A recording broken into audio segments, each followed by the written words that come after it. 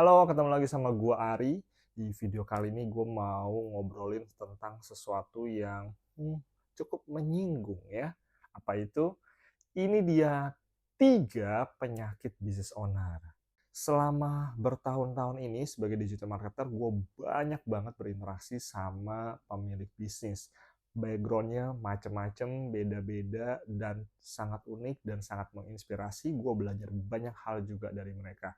Tapi di sisi lain gue juga menemukan ada 3 penyakit yang sangat umum yang sering banget gue temukan di pemilik bisnis. Yang pertama, gua sering banget ketemu penyakit business owner yaitu micromanage.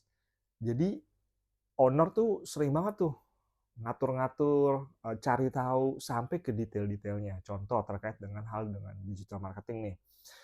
Nanti kontennya yang bikin siapa ya? Bagaimana dia membikinnya? Pakai apa dia bikinnya? Postingnya di mana? Bagaimana? Pakai tools apa gitu kan? Terus juga, nanti warnanya gimana ya, gitu kan. Nanti approval-nya bagaimana ya, saya bisa langsung, tahu nggak, gitu kan.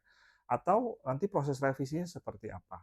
Kemudian juga nanti, desainernya gimana, background-nya seperti apa, sesuai atau tidak.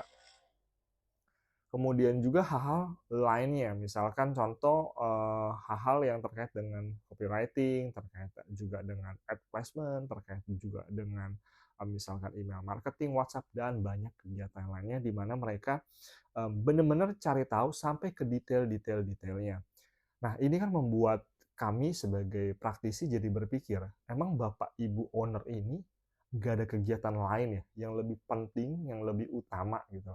Bukan berarti ini nggak penting dan tidak utama, tetapi dalam hal ini kan mereka sudah mendelegasikan kepada profesional, kepada tim, kepada misalkan employee gitu.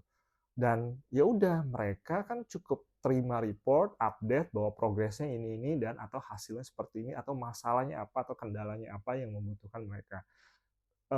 Tidak maksud gua tidak terlalu patut ya kalau misalnya owner sampai turun sampai harus kerjain hal-hal yang teknis, bahkan, ngarahin. Kalau memang, skup bisnisnya masih kecil dan strukturnya masih kecil, mungkin, betul, iya. Tapi kalau memang sudah cukup besar, apalagi sudah mendelegasikan kepada third party, misalkan agensi ataupun sejenisnya, kayaknya nggak harus deh kita cari tahu sebagai owner, itu agensi kerjainnya gimana, hiring-nya gimana, timnya solid atau tidak, pakai tools apa dan sebagainya, subscription dan sebagainya, image-nya tuh source dari mana, kerjanya benar apa enggak. Oh, nggak usah deh kayaknya. Begitu kita delegasi, kita gunakan third party, ya sudah nggak usah yang namanya micromanage. Yang kedua yang gue temukan, yaitu owner sering banget gue temukan punya visi yang rendah.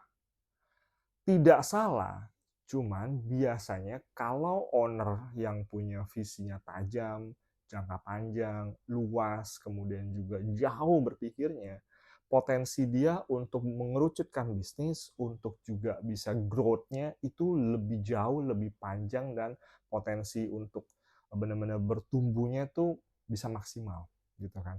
Dan mereka yang business owner yang punya visi yang rendah tuh biasanya cuma pengen cuan, profit, good life, udah gitu lah.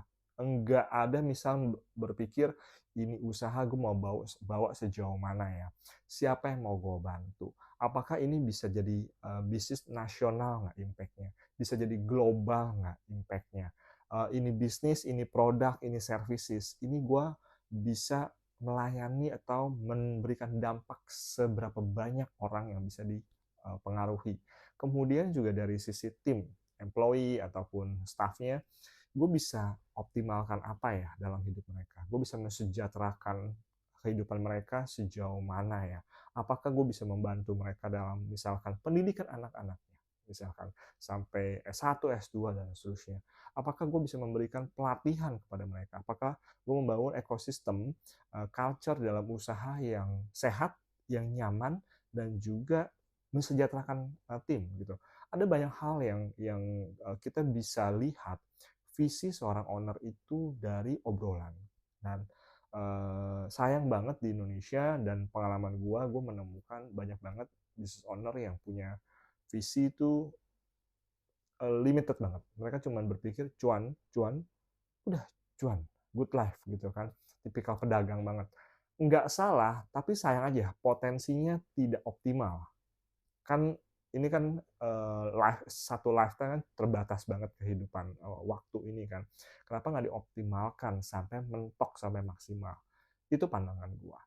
Penyakit bisnis owner yang ketiga adalah dia pikir dia tahu. Nah, ini sering banget nih, business owner sering banget berpikir bahwa dia tahu, gitu kan. Dan biasanya business owner banyak taunya memang, tapi nggak dalam. Dan biasanya banyak taunya itu karena networking, ngobrol sama si A, dapat input A, kemudian disambungin ke ngobrol sama si B, dapat info B, ada benang merah di rajut dan supaya dia menyimpulkan sesuatu sendiri, atau juga mengetahui sebuah informasi hanya level bulu atau level kulit saja, tapi teknisnya mungkin enggak, dan itu nggak salah, maksudnya nggak salah dan memang secara teknis bisa didelegasikan.